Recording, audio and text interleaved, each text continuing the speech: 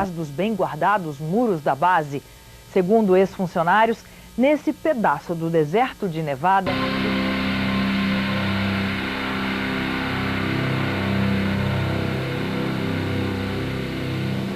based on the evidence of former workers and the unexplainable lights in the sky, there is little doubt that Area 51, seen here in the distance, does house flying craft that are literally out of this world. If recovered alien spacecraft and bodies have been taken to this remote location since the 1950s, could a secret of this size be kept under wraps for so long? And if so, who's keeping it? We're dealing with a cosmic Watergate. That means that some few people within the governments of the United States, Canada, Britain, and undoubtedly other countries have known since July 1947, when at least 2 crashed flying saucers and several alien bodies were recovered in New Mexico, that indeed some UFOs are extraterrestrial spacecraft. Since Project Blue Book closed down in 1969, there was no official interest in this subject. That seemed, to say the least, a trifle strange when documents that have come out under the Freedom of Information Act in America show the contrary, show that organizations like the CIA and the NSA are actually very heavily involved in UFO research.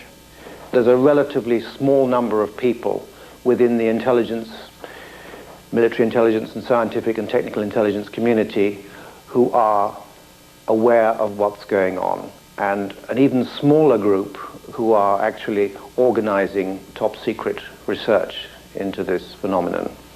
Whenever we'd have a crash, the staff people would tell the public information officer, use story number 38 in the book, and he would release details according to a standard release procedure for that kind of a story. And they never told the truth, because that was always classified information.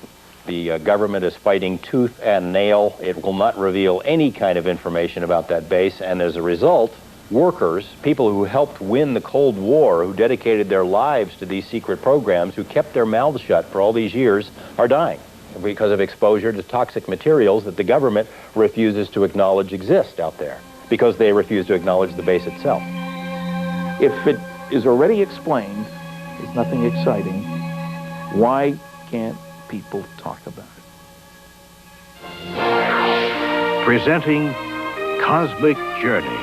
One of the most revealing glimpses of just what the Pentagon knew about the existence of crash saucers and alien contact came in 1989 with the development of a top-secret project codenamed Cosmic Journey.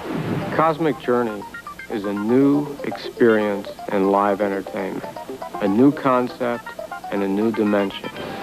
This is something that no one should miss, and I guarantee you that millions and millions of people throughout the world will remember this for the rest of their life. Its aim was to display to the public, by way of a travelling exhibition, the crashed craft and preserved alien bodies that the government had in its possession. The Pentagon enlisted the help of Bob Exler, a NASA mission specialist in robotics, who was also a respected UFO researcher. At a series of meetings in Washington in 1989, military officials set out their plans to Exler. They were devising a variety of kiosks to show the history of the UFO sightings, UFOs associated with the space program, and of course aliens associated commonly with the abduction phenomena. I was shown a photographic rendition that involved an actual, what appeared to be some form of an alien creature, typical to the gray aliens that have been referred to popularly in the publications and in the press. The creature was encased in sort of a glass coffin-like structure that was being preserved. There was a lot of apparatus, tanks and so forth, probably some form of a cryogenic tank to preserve the body from decay. As part of his indoctrination program, Exler was flown out to an offshore NORAD tracking facility. Traveling in unmarked black helicopters, they headed out 20 miles off the coast of Florida, landing on what looked like an oil rig.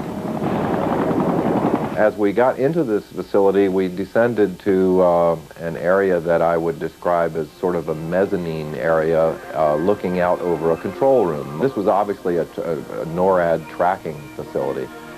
There was a huge screen. It represented an area of the southeast quadrant of the United States. Then there were a series of lights that were floating along sort of like the top of this grid area. There were 5 of them in all. Were labeled, by the way, on the screen as ASCs, and I heard someone make reference to alternative spacecraft. The craft went down into this grid, into this vortex area, and then dispersed. And no one seemed to be concerned at all. Presenting Cosmic Journey, an experiential entertainment concept of Kenneth Feld Productions. I've not since been contacted by anyone associated with the Cosmic Journey. There have been, since the publication of the book revealing the project itself, there have been a number of plausible denials by members associated with the project, and of course categorical denials on anything related to the more intrinsic alien issues. The only official UFO investigation that the United States will admit to was Project Blue Book. It was set up by President Truman in 1952 after a rash of UFO sightings over sensitive military areas. Was it a genuine attempt to investigate UFOs, or just a smokescreen to keep an increasingly anxious Congress and public at bay? The public was told everything's under control. Sign, grudge. Blue Book, that is the organization that's doing the UFO thing. We have access to the finest scientists. There was a whole bunch of malarkey that went along with that. It was set up as a public information office to answer the questions on the UFO phenomena for the public. And their case information, their files, were sent down from upstairs, from where my office was, where my desk was. Usually cases that could be explained away, and those were used as sample cases in dealing with the public. Anything classified above confidential stayed upstairs and even went higher and never came into the purview of Blue Book at all. I don't think it was a genuine investigation in that the really sensitive reports were filtered out by a more important group than Project Blue Book. We have obtained copies of Project Blue Book documents. There are literally hundreds of reports of UFO sightings and eyewitness accounts from both civilians and military personnel, many that were unexplainable. Project Blue Book is still some 40 years later the most important body of evidence admitted by the US authorities that we have made contact with extraterrestrials. The investigation was closed down suddenly in 1969. No reason was given. Blue Book was the cover organization. That's the one you heard about. That's the only one ever mentioned. And as recently as last year, an Air Force letter to a senator said Blue Book was it, and when we closed it, we got out of the business. In reality, all these other groups concerned with monitoring the skies were continuing to look at militarily important cases. A light in the sky means nothing. But if one goes buzzing down the runway at a strategic air command base where nuclear weapons are stored, which has happened, and we've got some records on that, that's of concern. We can say that the recent sightings are in no way connected with any secret development by any agency of the United States.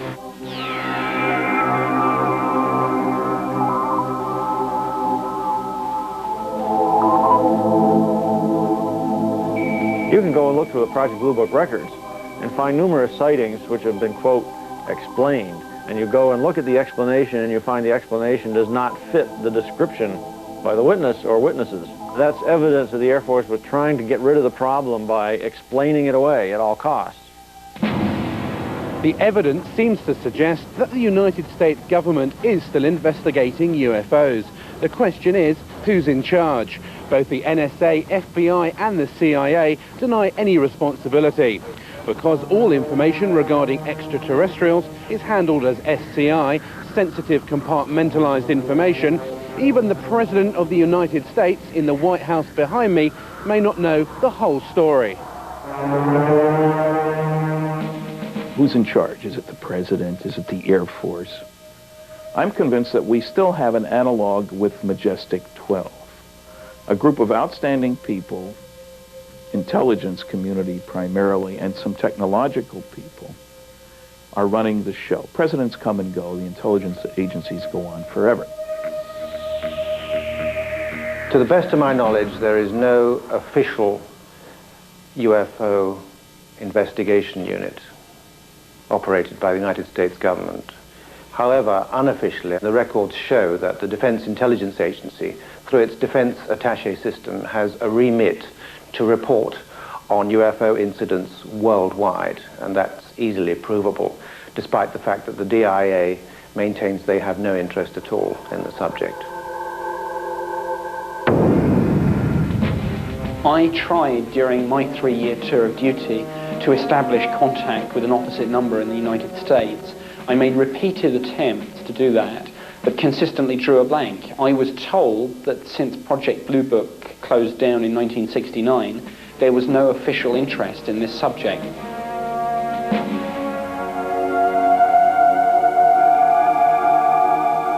I didn't work for the U.S. government. I worked for a satellite government of this country.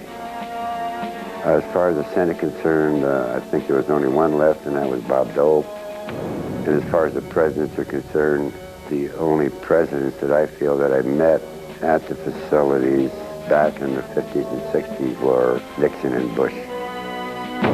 We contacted former President George Bush to ask him what he knew about the existence of recovered alien craft and the developments out at Area 51.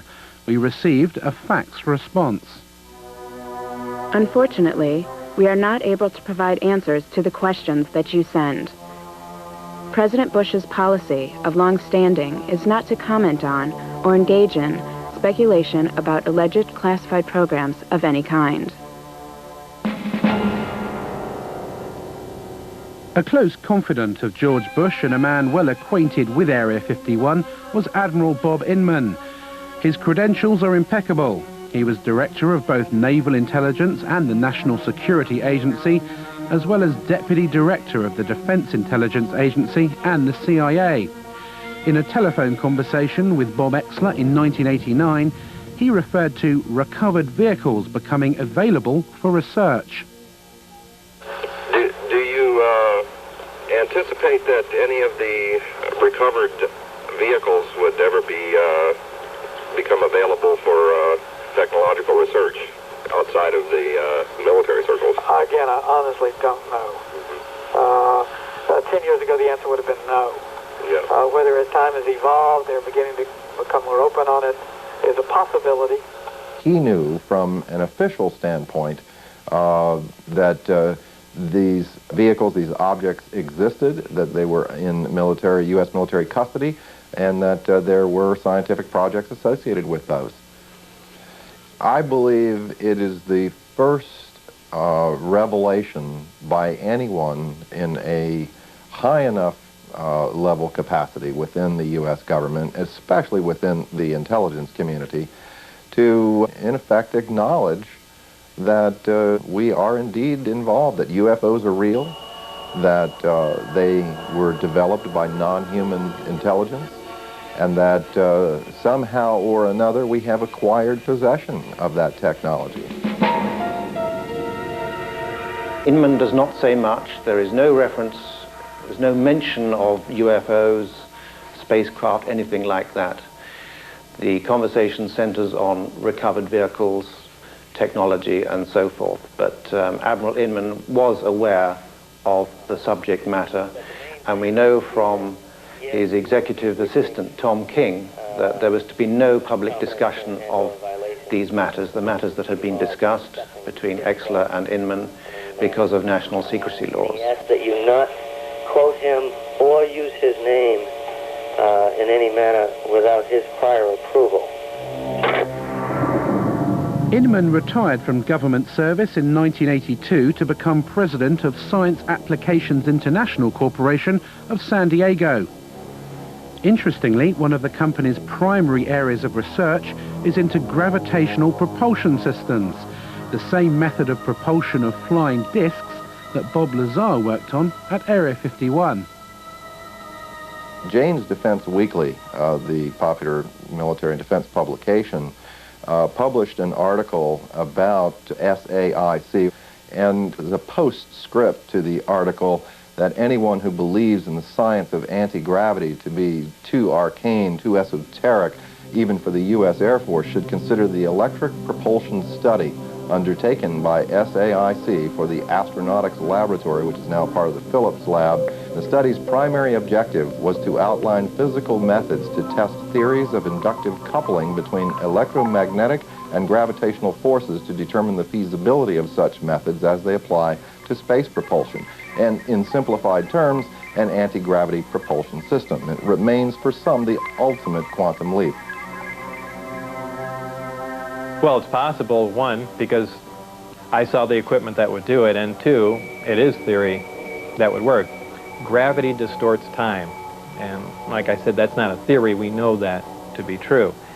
And if you're bending space and time along with it, when you wind back up in that place, you're there between the ticks of a clock.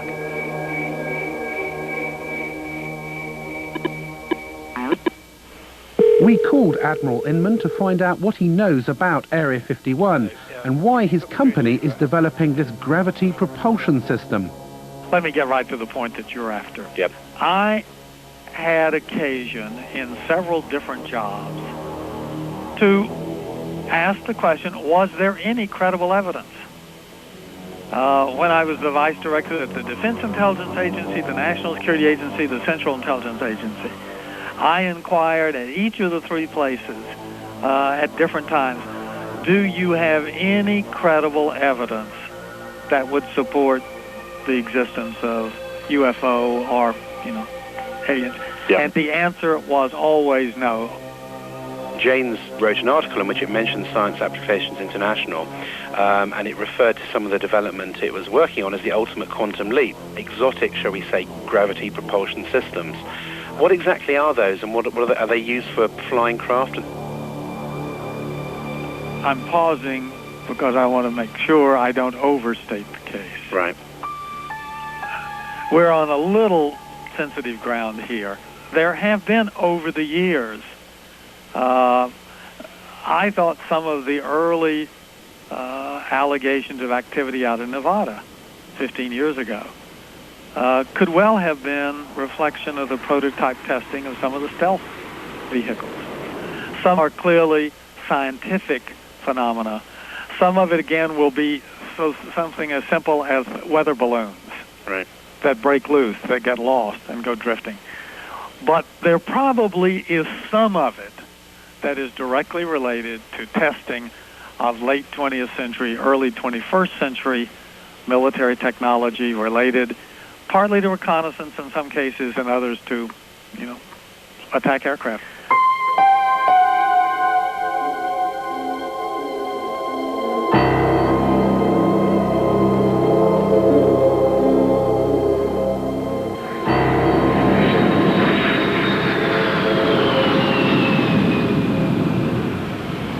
This is the Nellis Air Force Base, one of the top military installations in America.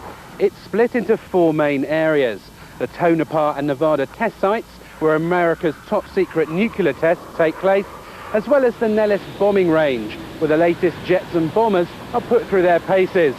It's also home to Area 51, so if there are flying saucers being tested over the desert, then the personnel at Nellis definitely know about it. We were contacted by a former radar operator at Nellis, who confirmed that she had witnessed a classified flying disc test out in the test range. She left the Air Force in 1985 and is too frightened to reveal her true identity. The flying disc test took place at night in the desert a few miles from the base.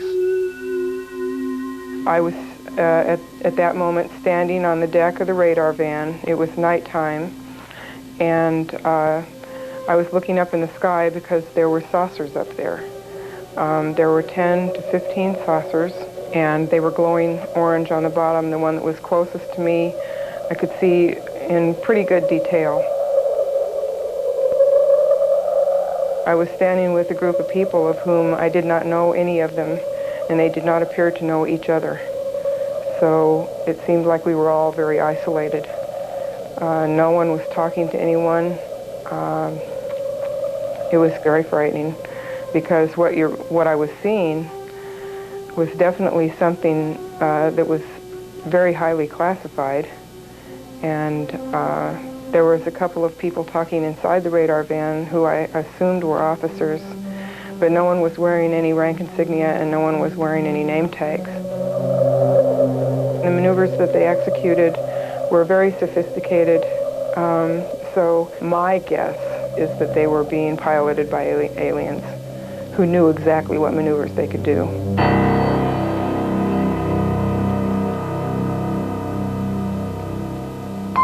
As part of the test, she was taken to what she believes was Area 51. We were taken to a medical facility that was very sophisticated. Someone came and took me into an examining room, and they had me lay down on a stainless steel table. And someone came in through the door, walked around the table up beside the right side of my head, saying in a real deadpan, monotone voice, "Stay calm. Stay calm, stay calm." When he got up by the side of my head, he had a hypodermic needle hidden in his hand. He brought it up, and it went straight into the right side of my neck, and whatever chemical it was went straight to the brain. It has taken her over 10 years to come forward with this information. It has been very difficult to talk about this. It's almost like every time I relate the story, it gets a little easier, but when I first started talking about it, it was like my mouth didn't even want to form the words, and the sound didn't even want to come out of my throat. So I can only guess from that there was a very strong suggestion given to me not to talk about this, not to remember it, and if I did remember it, not to ever talk about it to anyone.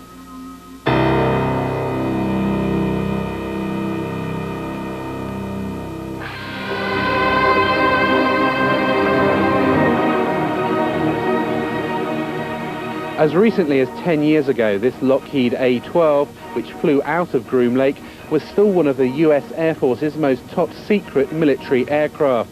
If you'd seen it in the skies at night, you may be forgiven for thinking you'd just seen a UFO. So how many of the hundreds of thousands of UFO sightings every year are nothing more than military aircraft? And is the great secret of Groom Lake just the 21st century descendant of this airplane?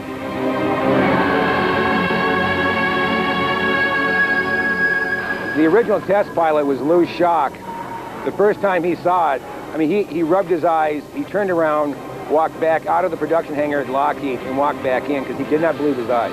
You know, initially they were going to call it El Salvador instead of Cygnus. For the simple reason, in Spanish, that means the Savior or Jesus Christ. Like everybody who saw the airplane could not believe what they were seeing. It was a Buck Rogers airplane. This airplane was built, designed, almost 40 years ago. 40 years before that, the hottest thing flying was a Seversky P-35. 40 years before that, it was a balloon. So the technology has not stood still. So there's a very good possibility that we are looking at man-made transportation for the 21st century. The United States Air Force alone, in 1997, according to the latest budget request, will spend more than $11 billion on research, development, and production of secret weapons systems of one kind or another. That's considerably more than the entire research and production expenditure of any other military in the world. I am very distressed that the black project teams are operating without oversight from official committees, from Congress, if you will, from public oversight, with black budgets that no one knows where it's going or what it's being used for. I find that exceedingly distressing, frightening, the ultimate big brother scenario. I think a good part of the reason for keeping everything classified is because this is an awesome weapon. Now you think the amount of energy that this system can put out, weapon system if you want to look at it as that, and it obviously had some weapon potential. Just think about being able to deploy something like that virtually instantaneously anywhere in the world.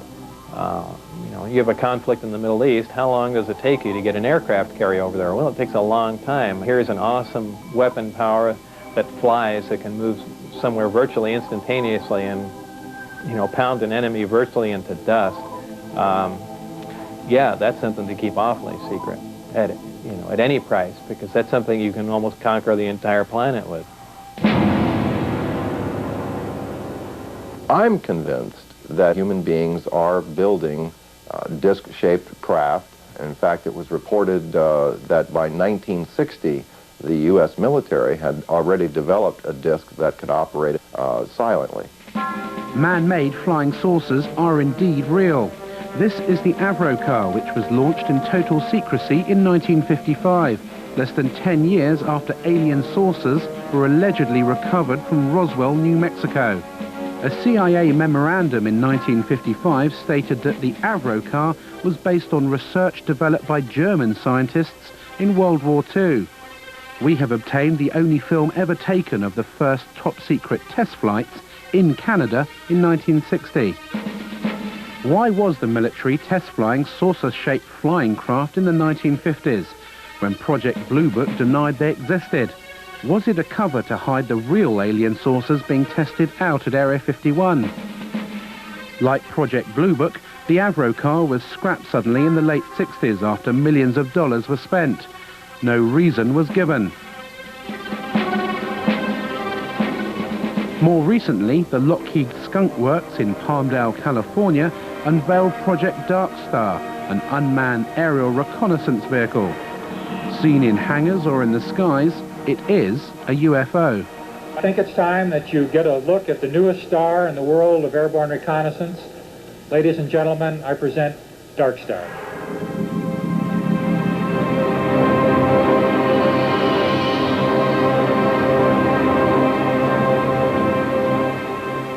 Dark Star is a very unusual looking aircraft. It has a saucer-shaped body and a pair of very long, slender wings attached to the back. Like many stealth aircraft, including the B-2, its appearance varies drastically according to what angle you see it from. If, for example, you see the aircraft kind of edgeways on, you might well think that this was something totally foreign, totally unlike any conventional aircraft, and certainly much more like what people have described as flying saucers. I think it's quite possible that some of the things that are being developed in the United States today are of such a revolutionary nature and still very secret that when they are seen from time to time, as things inevitably do get seen when they're tested, that they could be mistaken for what people think are UFOs.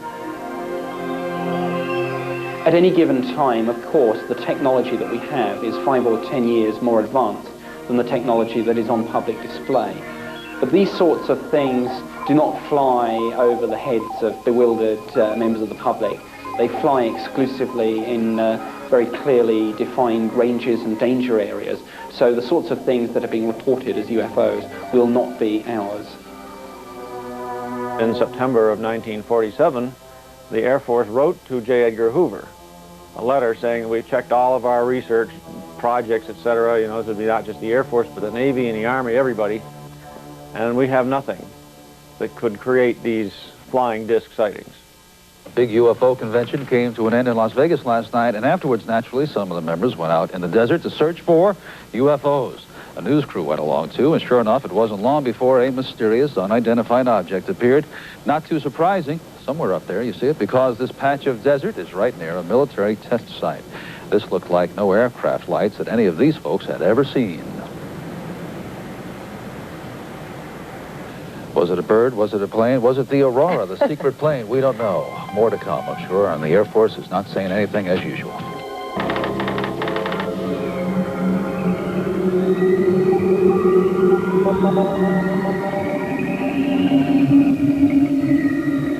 If UFOs are man-made craft, how do you explain the tens of thousands of cases of reported alien abductions every year?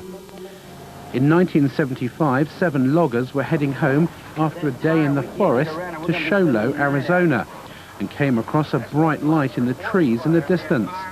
Driving closer, they could clearly make out the shape of a flying saucer, which was lighting up the forest around them. Mike Rogers and Travis Walton were in the truck. Stop, Mike! Stop the truck! It had lighted spots on it and was basically metallic, had a metallic framework. My first feeling was that it looked rather beautiful. But at that time it wasn't making any noise and it wasn't moving, it was just quietly perched there in the air. Travis! Travis! You son of a bitch! What the hell are you doing? Oh my God! When it started to move, the sound got real powerful, and I jumped for cover, and I got down behind this log, and the guys were yelling, "Get away from there," and they were swearing and everything, and I was getting, you know, pretty scared myself, and I made up my mind to make a run for it. And when I raised up, wham, something hit me.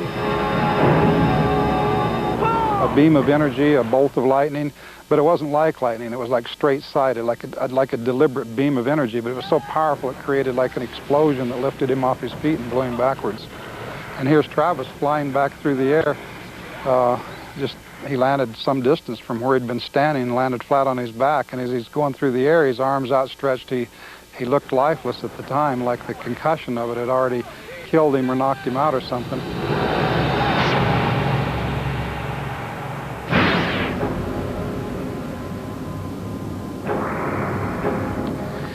Well, I could hear the sounds of movement around me, and I had trouble focusing my eyes at first. I saw there was a light above me, and the ceiling was very close. I could feel I was laying on top of some hard raised surface.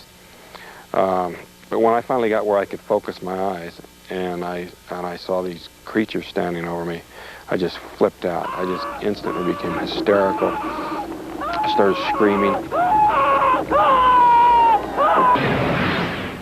I was definitely not in a hospital. And can you describe what these aliens look like? Well, they were basically humanoid, you know, 2 arms, 2 legs, like that. But they had very large heads, no hair, huge eyes, sort of a pale grayish-white skin, and they were wearing coveralls, a kind of a brownish coverall. After spending what Travis remembers to be an hour or 2 inside the craft, the aliens put a mask over his face and he awoke in the middle of the road with the craft above him. He'd been missing for 5 days. What do you say to people who say, you know, these 7 loggers in the woods just made this whole story up? I mean, you know, 7 people see the same thing. They stick by their stories for over 2 decades. You know, all of us have taken polygraph tests. Every theory the skeptics come up with is just absurd and easily proven so. Well, I spent a day with Travis and Mike Rogers.